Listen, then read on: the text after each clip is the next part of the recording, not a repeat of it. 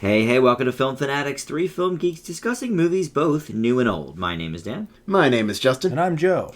This week saw the biggest weekend of all time as Jurassic World opened its doors to more than $200 million.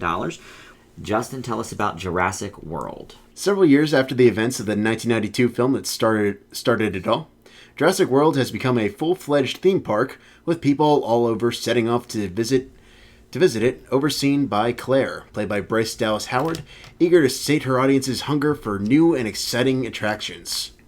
However, when Claire and her scientists breed a new type of dinosaur that goes far beyond their control, she enlists the help of Velociraptor Wrangler Owen Grady, played by Chris Pratt, to hunt down the beast.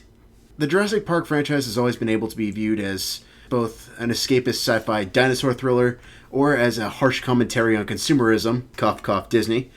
And while Jurassic World's far from the wonders that we know and love from the original, it still uses both of those things to really put together a fun summer blockbuster. The park is absolutely gorgeous now, even though they're obviously relying far more on CGI in terms of practical animatronics and other components like that, which purists might be a little bit upset with, but personally, I feel like they're still getting the gist of the park across. However, it still feels like what they were ultimately trying to shoot for in the past. Everyone's committing to the rules, and for the most part, the dinos still hold up. The biggest issue, though, is the story, which is frankly rather flimsy. The characters are really flat, though I would argue that's kind of been an issue with the entire franchise overall. There are likable characters, but I wouldn't say they're the best developed. Even Chris Pratt's character doesn't really get much to do until Act 3, but let's be realistic here. It's the Jurassic Park franchise. We come for the dinosaurs, and by the conclusion, we get it with a vengeance. It's not perfect, but it's fun, and I'm definitely excited to see what's coming next. I leave Jurassic World with a B. Joe, how about for you? Wow, that's actually a little lower than I was expecting, Justin. Interesting. I think I had more problems with the movie, but I was a little more generous with my grade.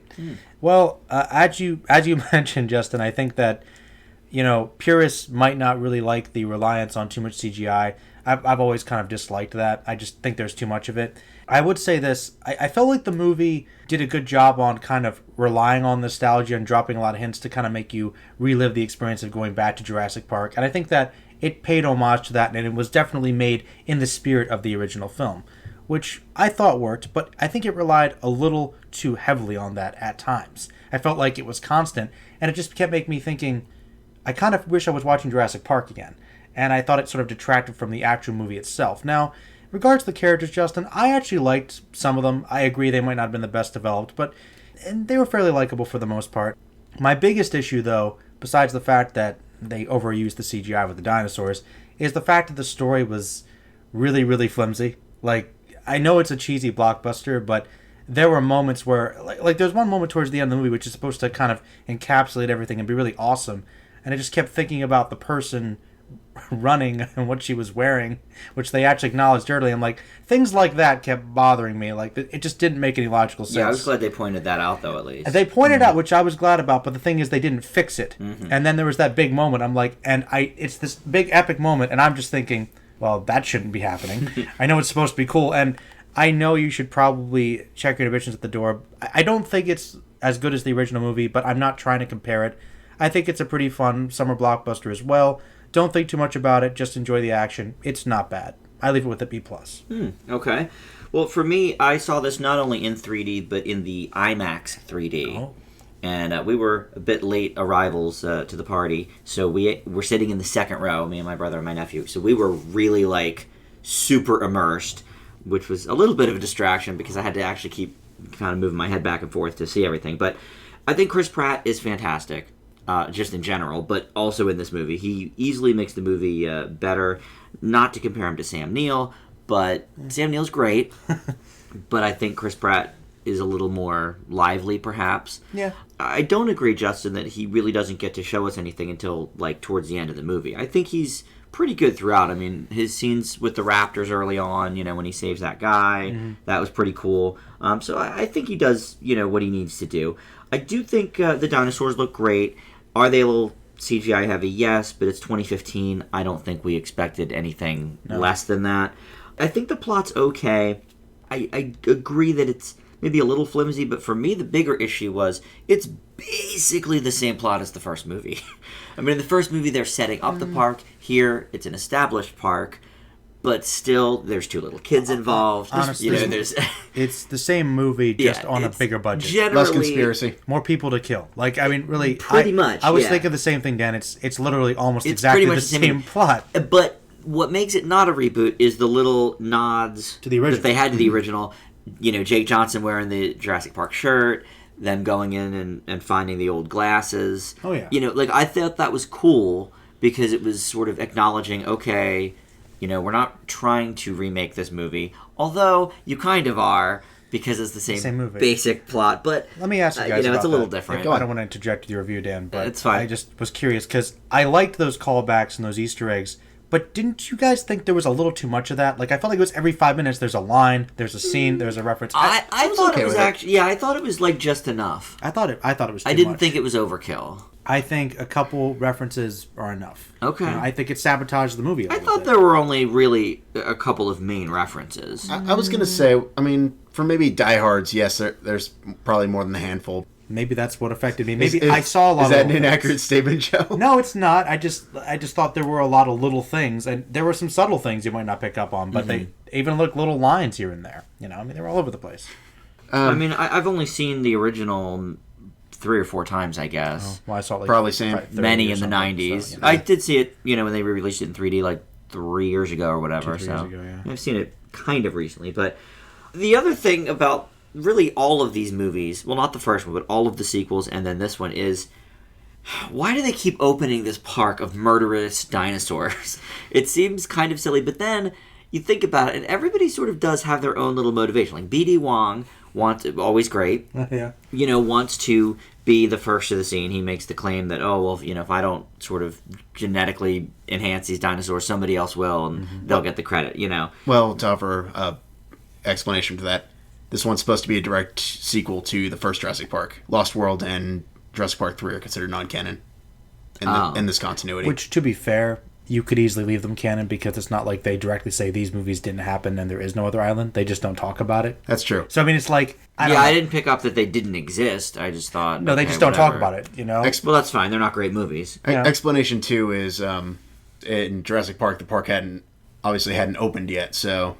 All right, well, if you're going to beta test a park and the dinosaurs murder everyone, I don't think you open the regular park Well, then. that's the thing, though. But whatever. One of the themes of the movie is that InGen's the evil corporation. They'll do what they got to do. And that's my point, is that I liked that.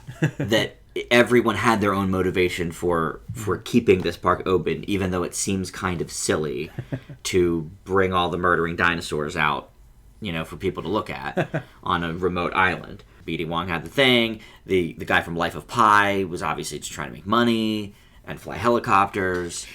So anyway, I'm with you, Joe. I give it a B+. It's nowhere near as good as the original. That is an A+. I mean, it set the standard for everything on Earth ever. But this honestly is certainly a worthy Successor? let's say successor, because it's, I don't know if I want to call it a reboot or what. It's a sequel, but it's kind of a lot of things, It's a isn't sequel like It Mad is. Max Fury Road is a sequel. Yes, it's a continuation, but it's also at the same time kind of a reboot.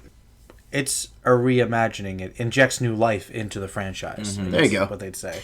Yeah, I sort of don't like considering things sequels if no one from the original cast is in it. That's actually one thing You know, I was a little disappointed that's with. fair. Like, just a little... I mean, well, B.D. Wong's in it. Was he in the original Jurassic Park? Yeah, like, he was Okay. he was in the lab. That's why it was a good callback. Oh, okay. He showed them about the Oh, raptors. well, that does make sense then. So, yeah, that's what Okay, that's so what that is kind another of callback. interjects it. So he's Yeah. a sequel. They made him a bigger part of the movie, too. Okay. But And of course, you think of Goldblum. And... that's the thing, though. But I feel like it might have been like a cheat to have like the Judy Greer character, for example, be the little girl that was in Jurassic Park all grown up. Like, I'm glad they didn't do that. It's cheap, yeah. You know what I mean? Yeah, I I'm can see where glad you're getting- they said, let's not have people from the original Yeah. in it. They're trying not to draw too much from the original movie. But at the same time, though, I was a little disappointed. Like, it would have been nice to see maybe like a a video recording or some old footage, or maybe a little scene of Goldblum or Sam Neill or somebody, just like for a second. Maybe. For like a second. Might have been fun. I don't know. So you thought there were too many callbacks from the original, but you would have liked to see more at the same time. Exactly. Okay. Yes. A little confused by that. Just making sure we're Well, on the same page. They were all over the place. Like, I mean, you had the goggles, you had the fence, and like, haha. I felt like The fence. I did notice the fence. There You're was right. like, and like, he spared no expense. Haha. Dressed in white, like Hammond. It's just like a lot of little things. But I would have liked a cameo one more, I suppose. Okay. I guess B.D. Wong was enough. I mean, I was happy with him there. But I guess Goldblum's going to come back for Independence Day anyway. Yeah, so. he's already got his own So, I mean, sequel he's to already deal got with. one movie to tell them to go faster in. That's kind of his thing. It's Must true. go faster. Well, let me ask you guys, what do you think it is about this movie that broke all the records? I mean, Avengers Age of Ultron obviously was supposed to be huge, and it was, but this went above and beyond for a series that had long been sort of dormant here. And Justin, I know you didn't have real high expectations for it at all, dollar wise. What do you think it was that caused everybody to go out in droves? I'd argue personally nostalgia. I feel like a lot of people have grown up with Jurassic Park. I'm not entirely sure why it has as much family appeal as it does, because I know I grew up with many an individual that were traumatized because of some of the shocking scenes. But people always want to expose their kids and their families to share that experience. Because let's be honest, the first time you see Jurassic Park and them going through the entrance, them seeing these dinosaurs and hearing what they sound like when they're stomping against the ground. It's thrilling. It's awesome. Yeah. And you can't get that in anywhere else. It's basically textbook popcorn movie. Why not even keep the legacy going? And I even remember after Jurassic Park 3 came out, and there were all these ideas bustling around about if there would be a 4, what would 4 be about? And I read some of the plot synopses, and they were terrible. People were still asking me, "Oh, what have you heard about Jurassic Park 4?" And despite possibly being a train wreck, people were always curious, and I think that's why that people came out in droves for this, because it had been so long, and they wanted to see what came back to it. Not to mention Chris Pratt, but Chris Pratt is huge. Yeah. Joe?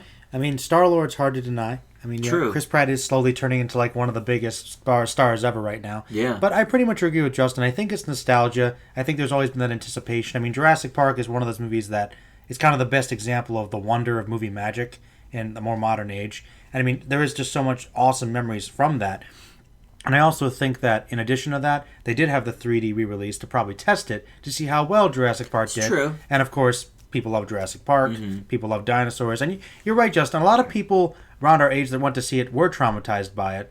And I have our friend James, actually, that comes and watches the movies with us sometimes. He doesn't like Jurassic Park much for that reason. Is that right? He's one of those people. But even so, I think the mass majority of people did like it. I mean, I'm one of those kids. I had the T-Rex. I had the Lunchbox. Oh, yeah. I was big fan, Big fan as a kid, and, great movie. So even though I wasn't really that excited for this, I'm still going to go see it. And I feel like even people that were kind of amateurly interested in Jurassic Park will go see it. It's a dinosaur movie, and you're right, Justin. Perfect example of popcorn movie. Okay. I do think also what helped it was the 3D and the IMAX take. It was actually 50% of the ticket sales were in 3D, which is a pretty high ratio lately. These days. And I think because people thought, oh, cool, the dinosaurs are going to be, coming out of the screen. They weren't really, of course, but, 3D was okay, I guess. conversion strikes again. Yeah. Oh, wait, so it wasn't pre-rendered for that? No, Oh, it was man. not. It was not. But I do believe some of it was shot in IMAX. Well, that's So if you good. saw it in IMAX, you got sort of a cooler experience. You got your bang for your buck. But yeah, it was a post-conversion 3D, unfortunately. Yeah, I didn't think the 3D was all that great, but whatever. All right, well, very good. We'll see what happens as the weeks progress here. Probably the biggest hit of the summer. More than likely. Yeah. Oh, yeah. All right, well, that is going to wrap it up for the show this week. Thanks so much for listening. Bye.